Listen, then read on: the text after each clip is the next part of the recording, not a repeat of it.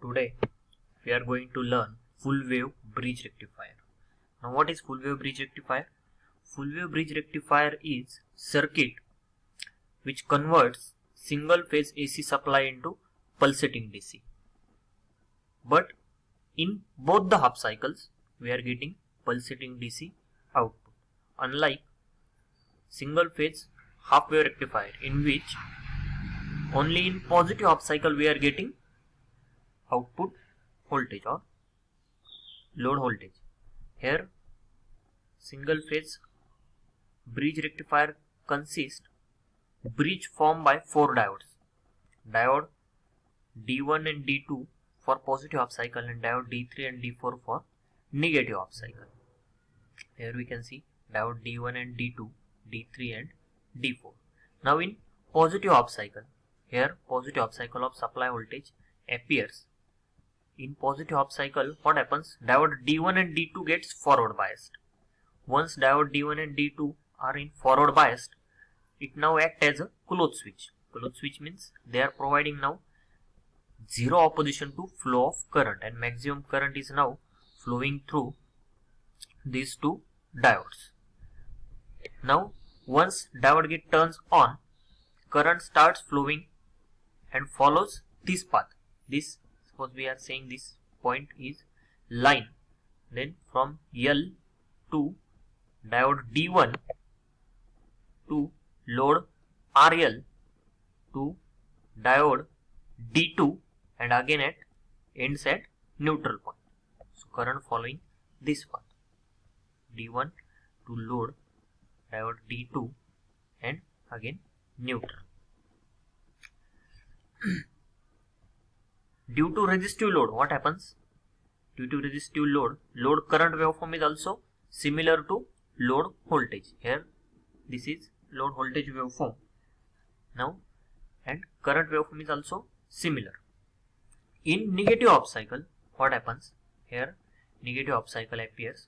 Negative half cycle, what happens? Diode D3 and D4 gets forward bias, and diode D1 and D2 are now in reverse bias condition. Therefore current now follows this point. This point become in line, this point become neutral. Current follows line to diode D3 to load RL to diode D4 and again ends at neutral point. Again output voltage is equal to supply voltage, neglecting voltage drop across two diodes. Now how much load voltage and load current we are getting?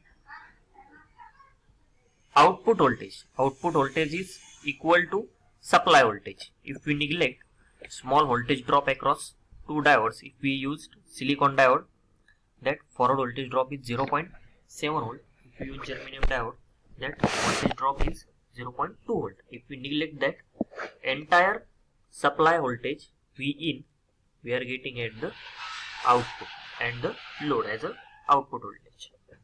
Current I out can be given by Ohm's law. As we know, Ohm's law, output current can be given by output voltage divided by load resistance. If we consider forward resistance of two diodes, output current can be given by V out divided by RL plus 2 RF.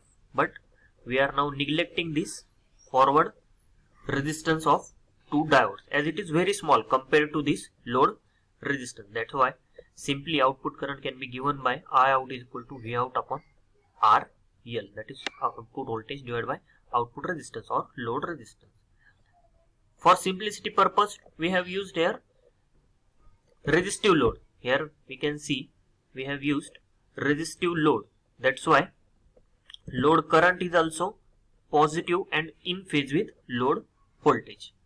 If we use inductive or capacitive load, there is load current might be lead or lag, depends on type of load. But for resistive load, load current and load voltage both are in phase.